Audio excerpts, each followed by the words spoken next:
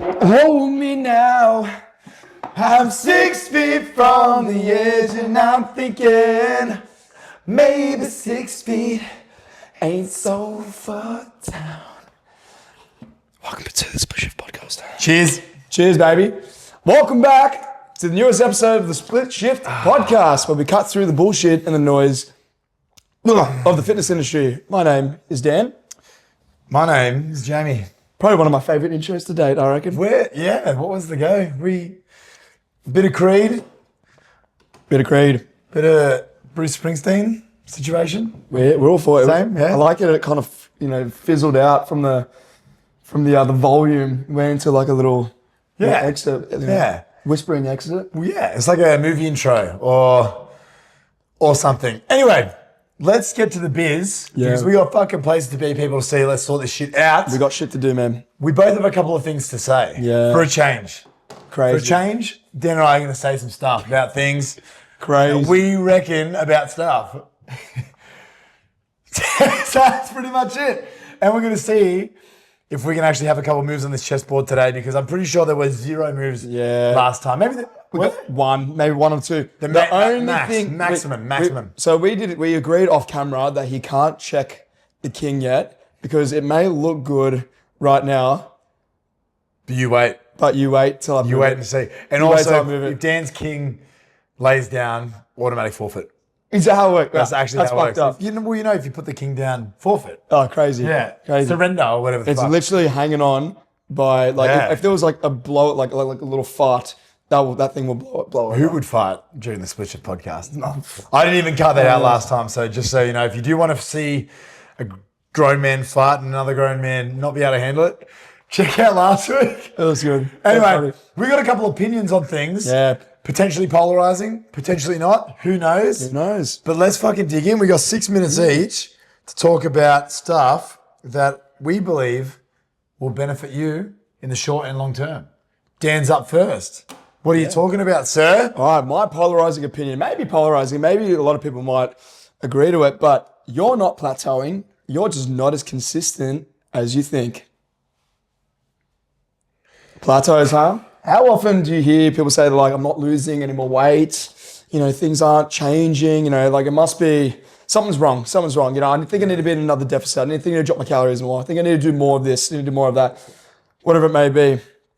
And plateauing, for example, okay, let's just make things one thing very clear. Plateauing is normal.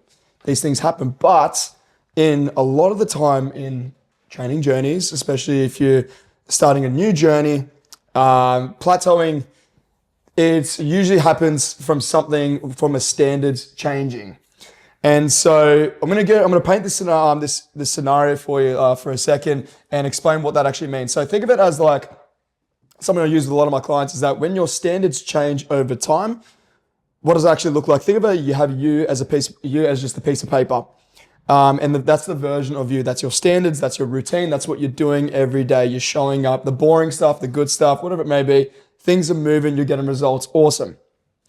Now, over time, you may get a little complacent. You may get a little bit more overconfidence. Feel like, I probably don't need to track as much. Maybe I could I'll skip this walk. I'll go back tomorrow. Stuff like that, does it ring a bell maybe? Now you're starting to pull back and peeling back a little bit the standard of that piece of paper. So people will listen on Spotify, you're essentially ripping bits of the corner of the standard of what was giving you the result. And this standard starts to peel back bit by bit, but you don't really feel it. You don't really see much change. But over time, that becomes your new normal. But it's fine. You've got the whole piece of paper to work with, right? Then over time, you're still losing weight, it's all good, things are okay. And you're like, you know what, I might actually skip this gym, skip this gym workout. I'll do it next week, whatever it may be. I don't need to track the weekends anymore. I know what I'm eating. I know what I'm eating. And then that standard gets pulled back. And over time, then the plateau hits. And then the weight stagnates. And then the clothing size doesn't change a couple months later. They're like, it's not working. We need to do something about it. This happens so much more than what people think it is. If you're in that situation right now, here's how you're going to look to overcome that. So a lot of the time when you're hitting a plateau, standards do change over time. So we've got to be very aware and we need to audit how do we navigate through this? So auditing is a key thing when we look to do is once you've raised awareness to say, okay, well, maybe my standards have changed. Maybe I have dropped my sessions down. Maybe I'm not walking as frequently. My steps are a bit lower. I don't really track as much anymore. Compare what were you doing before to what are you doing now. Audit that. So you're just writing down a piece of paper. Or if you have a coach, you talk to your coach, whatever it may be. So we need to really understand what is potentially causing that. And also we need to figure out what is getting in the way of that. What has been happening over time. Is this happening in a certain season? Is this happening a big change in your life? Like what is taking place where that standard is changing? So you're auditing and you're looking externally rather than saying the process is the problem or I'm the problem or whatever it may be. You're playing the blame on something else. You're taking that ownership back to say what is actually happening. And let's look at it objectively. So something that can be common is looking at the challenges of the seasons. When, what is the time of year looking like for you?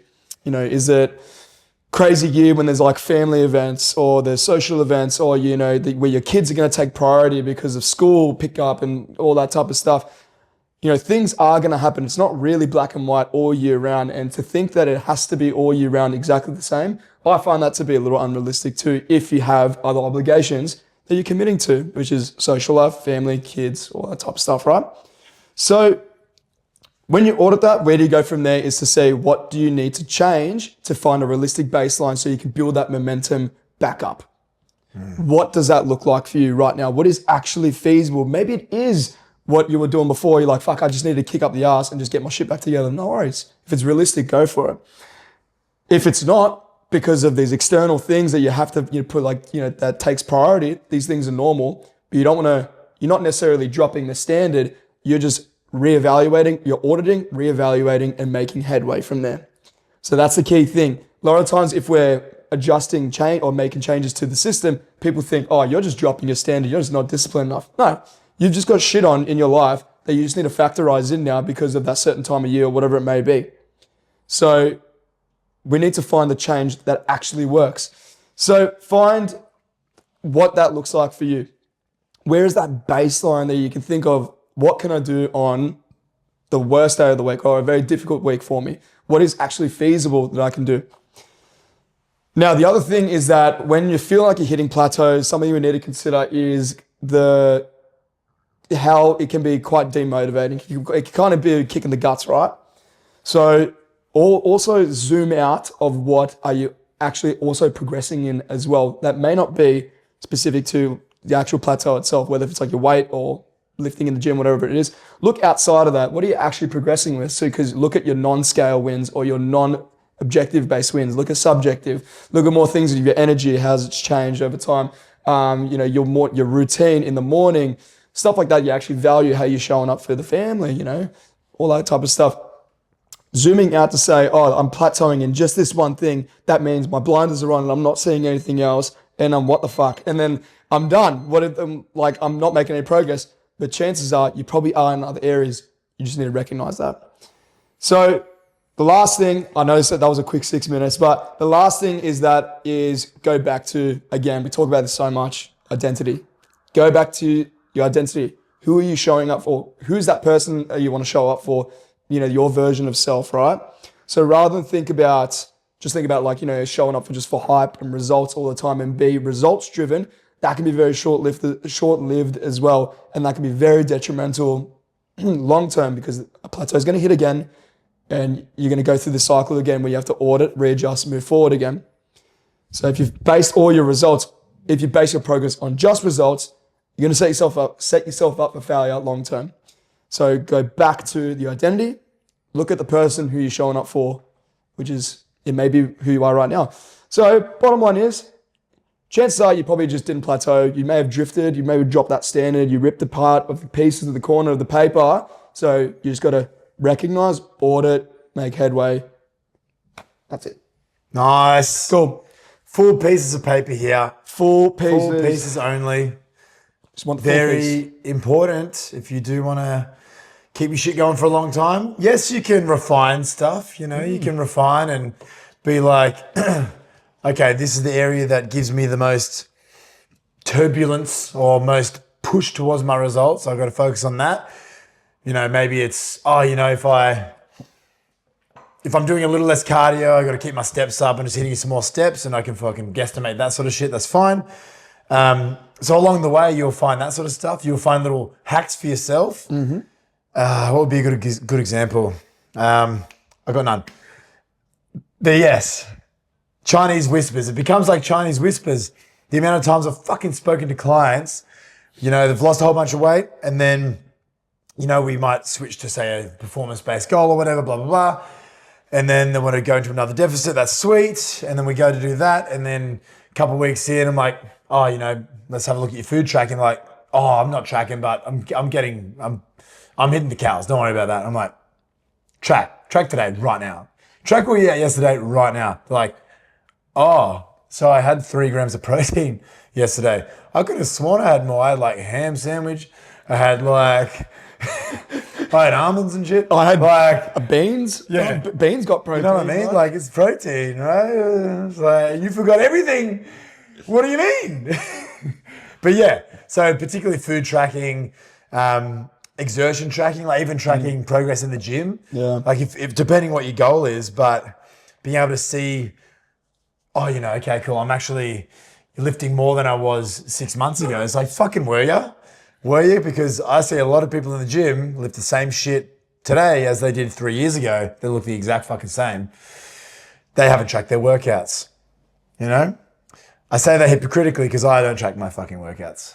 But, I do track the bigger lifts, So if I'm trying to progress that's fine. But this is what I'm talking about. If you want to see the change in it, you need to track the thing. So what was the thing again? What was your polarizing opinion? The name of it?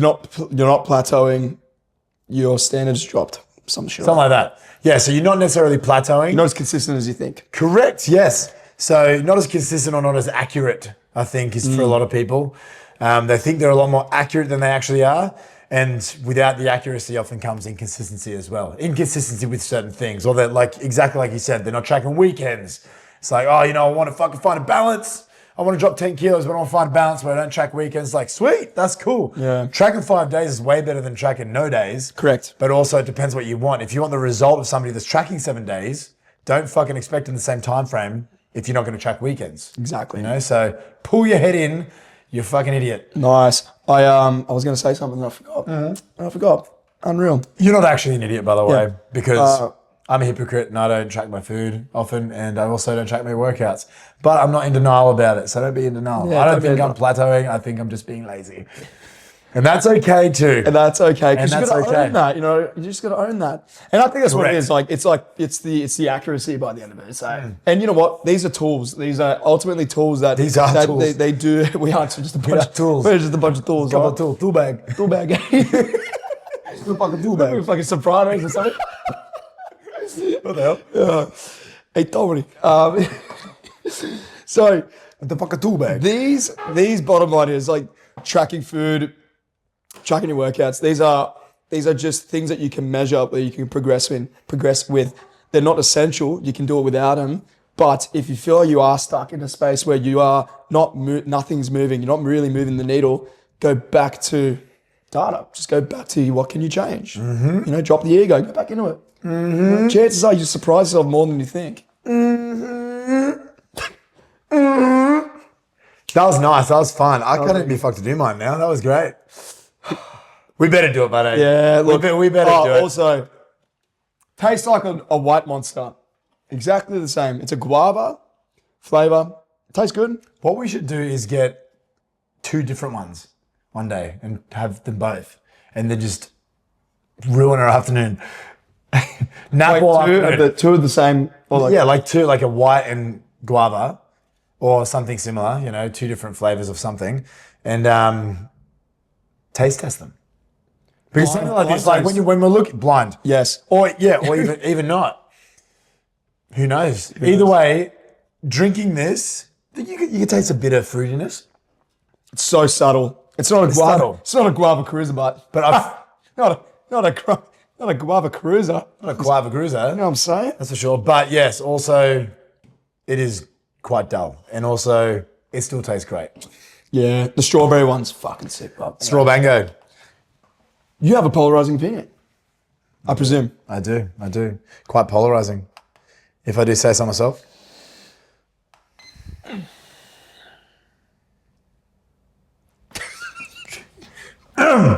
Oh yeah, I'm on the clock. Shit. You keep asking for advice because deep down you want somebody else to blame instead of yourself. Oh shit, I'll redo that because it was actually not right. But it's pretty close. You keep asking for advice because deep down you want somebody else to blame if it doesn't work. Get fucking wrecked. That's a good one. True. See this quite often. It was just a nice little way to frame it because at the end of the day, it's not necessarily about, this area is not necessarily about a lack of knowledge. People typically know what to do. People typically know how to lose fat. It's very, very straightforward. You know, there are intricacies to different, things that we talk about here all the time, but 1 + 2 = fucking 3 at the end of the day. In a calorie deficit, you're going to fucking lose fat. It's pretty straightforward. You typically know what to do. It's not necessarily a lack of knowledge. It's not about not knowing about what to do to achieve the result. It's about that fear of accountability to yourself. People are just scared of letting themselves down or being responsible and accountable to themselves. So that's really what we're about to talk about. If you're choosing the path and it fails, you've only got one person to point the finger at, which is yourself. And that's this area of your life. And I'll talk about this with some of my clients when we break their life up into different rooms. Your health and fitness room of your life, regardless of what's going on, at the end of the day, you're the only one in that room. You're the only one that's fully responsible for your performance in that room. And that's fucking terrifying for a lot of people. Yes, you'll have kids that may make it more difficult. Yes, you may have crazy work, which may make it more difficult, but it's the only area where you have 100% control. At work, you might have a boss, you might have clients, you might have, economic changes, things like that. At home, you might have, a partner, a husband, or a wife, or children, all these other people in that room. This is the only room where you are running solo. So it's important that you do learn to how to maintain accountability, both physically and mentally. Because at the end of the day, you are accountable, So this, yes. Accountability is key. But yes, a lot of people, what they do is they collect advice. They're trying to collect advice from all different things. Could be Google, could be fucking TikTok, could be, co-worker Karen from accounting, They have all these different areas. They're asking for advice from external sources because they don't want to fully commit to something on their own back, because then they are accountable to themselves. Where if they get Karen to tell them what to do and it doesn't work or they fail, they're like, fucking Karen told me to do 75 hard, and because, she lost 5 kilos on it, and then I tried it only the last 20 fucking days and, failed again. So now it's Karen's fault. It's important we don't do that. It's like walking up to your house, or I've already fucking done half the thing. But yeah, I can ramble. It's like walking up to your house with a set of 5 keys. You got 5 keys in your hand. You're walking up to a door. You want to unlock the door. But because you've got 5 keys, you don't want to commit to which one to do. You just stand there because you don't want to get it wrong. So instead you ask other people, which fucking key should I use here? It's like, just fucking try it. Just try it and see how it goes. And if it doesn't work, then you try something else, but you're fully committed to that thing first. What people need is actually learning how to commit to something, learning how to make a decision and follow through with it to completion. If you decide that you want to try, if you're serious about, say, fat loss, and you want to half try a certain diet or something, or this, that, or the other, that's fine. Make sure you commit fully and follow through with that thing to completion before adjusting and moving on to the next thing. What you don't want to do is half try something. I don't know if you've seen this. I'm sure you fucking have with clients. You'll get certain clients, you'll work with certain people where you'll organize something, you'll go through a thing, and then they find out on TikTok, or they listen to fucking Huberman, or they, jump on all these different podcasts and things and get all this different information, so they don't commit fully to the thing they're trying to commit to. They do not show up to their full extent because now they're losing confidence because this other person's saying this thing all the time. So then they can't show up fully, so they end up not getting the result that they could have got from that thing because they're only half in it, because they're like, oh, maybe I should try this other thing. Or they might be trying this other thing on the side, however that looks for them. Instead of just being like, you know what? I'm making this decision. I'm following through with this thing here. All right? Make sure we're not doing that. So a couple things I have to say about this. What you could do instead is make sure that you're making the call and owning the outcome. Whatever you decide to do, you need to make the call. I'm doing this, and then however that ends, it is on me. If you can have that level of accountability to your results and your process, you're going to be 10 times better long-term than people that half commit to things. First of all, you're likely going to get a much better result. And then second of all, you're going to be able to bounce back from that result if shit doesn't go to plan. If it ends up not fitting in with your lifestyle, that's fine. You can move on to the next, or you can adjust it to make it fit with your lifestyle and what you actually value. What we talk about all the time here is aligning things with your values, aligning things with your top values, with the things in your life that you actually care about. You can do that along the way. It's one of those things where you won't know till you try necessarily. 100%. So if you do not try it, you're never going to find out, but you need to be able to commit fully. You need to also make sure that you stop asking 5 people for advice that you already know the answer to. If you're asking your coworkers, oh, should I eat this? Is this going to be bad for fat loss? Blah, blah, blah, and you know that it's going to blow your calories out, don't fucking ask the question. Just stick to what you're actually doing. Stick to what you know. And then accepting that getting it wrong is part of building that self-trust. So make sure that when you're going through that process, because your journey in this area is going to be a lifelong process. It's going to be an absolute fucking journey. Making sure that you understand that getting it wrong and making mistakes is not a bad thing. It's a good thing, because then you're learning what's not working. If you get it right the first time, first of all, you're a freak. Even as coaches, when we're coaching people, there's mistakes along the way because everybody's different. Yes, we can refine things to the person, but at the end of the day, they're having factors in their life that's ever changing. So it's all about adjusting. Oh, this is no longer working the way it was 6 months ago. We need to now adjust that. But it's not about half committing to something. So making sure that you're owning your outcome, making sure that whatever you're doing, you're following through with, and then, like I said, own the outcome. So however that ends, make sure it's on you, you solely, and then move on from there. I do have more, but that's pretty much all we need. If you want change that actually sticks, you actually need to stop being a bystander and commit to the thing. That's all. That's pretty much it. So what was the thing there? You keep asking for advice because deep down you want somebody else to blame if it doesn't work. It's your fucking fault. If it goes wrong, it's on you. But also when it goes right, it's on you completely as well. 100%. You get to point the finger at yourself regardless. I think a lot of people, will need to hear that one for sure.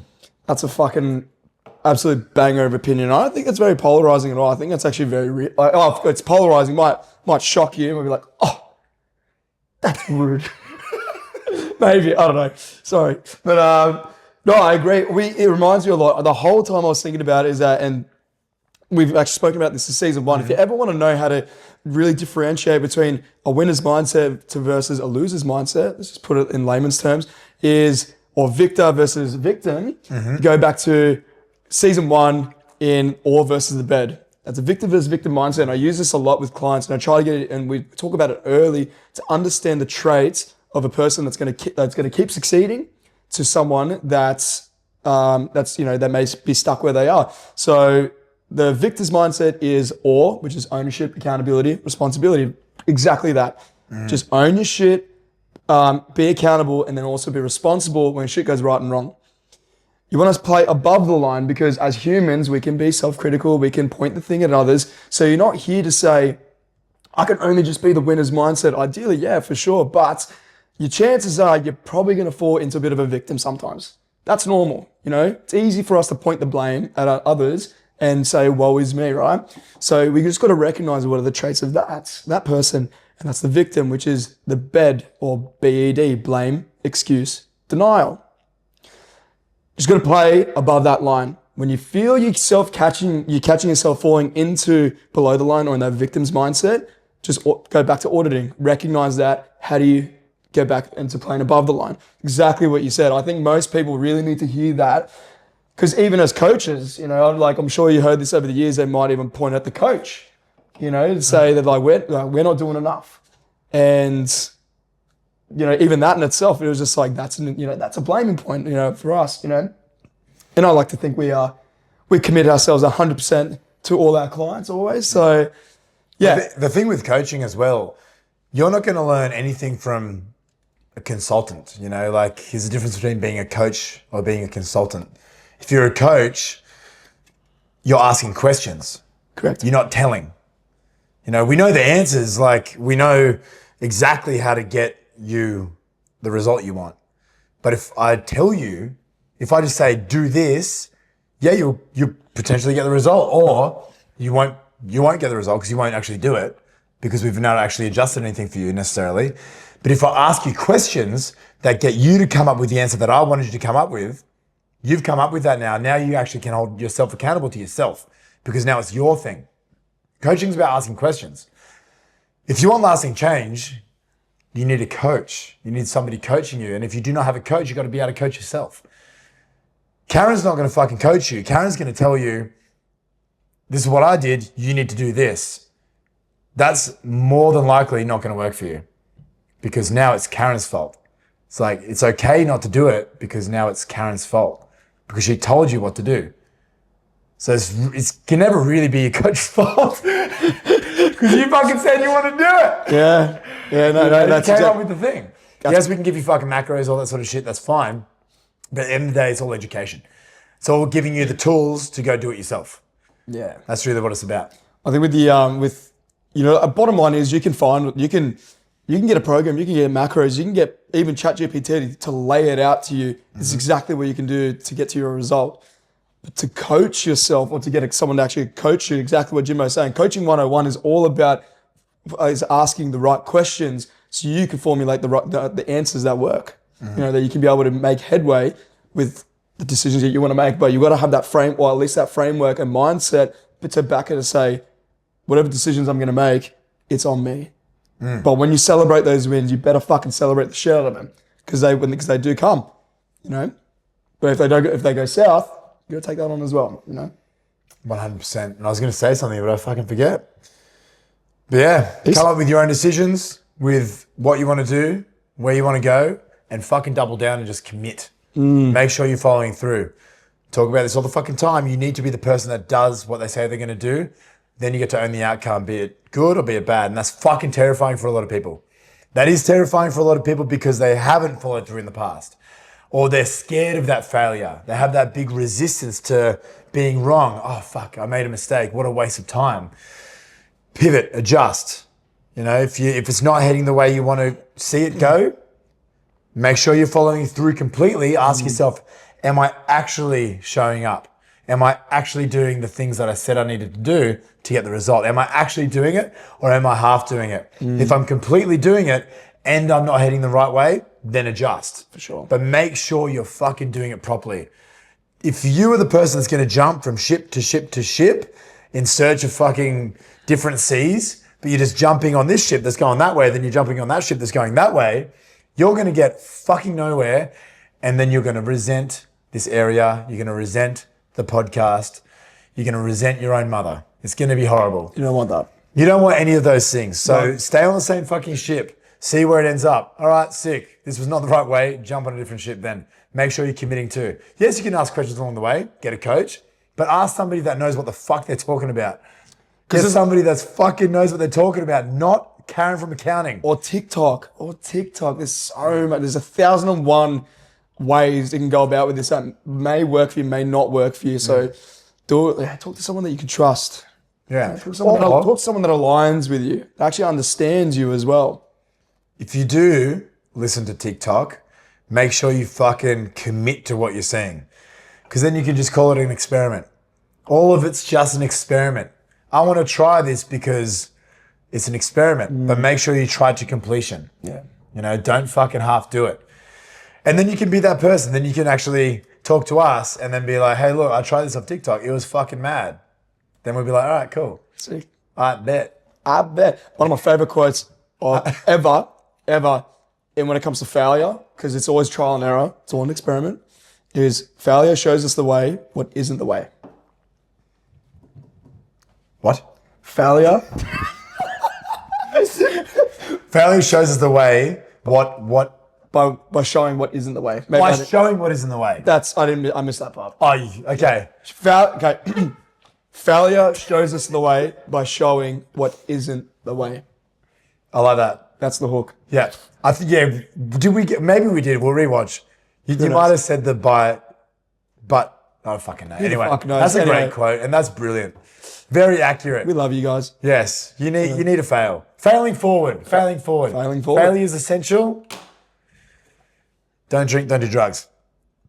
I think that's it. And 0 moves were made for chess. Guys, we're just in the moment, man. We're just so present. This is the Split Shift Podcast. We hope you enjoy this episode. And if you are listening on YouTube, like and subscribe. Leave a comment on your thoughts on this episode. If you're on Spotify, you can leave 5 stars. The support is everything to us. We absolutely love doing this. I was actually talking about this before we started. And we're like, you know what, a year on, I still absolutely love doing this because we have a good time. You know, this is a vibe. So if you're on this boat with us and you want to, learn some things and have fun with us, let us know because it makes our day. It does, and we need to rock the boat. It's a party boat. It's a party boat. Party cruise. It's a party boat. Party cruise. Bring the guava cruises. Oh, yeah, fuck. Average. This is the Split Shift Podcast. I'm Dan. I'm Jamie. And we'll see you next week. Thank you for coming.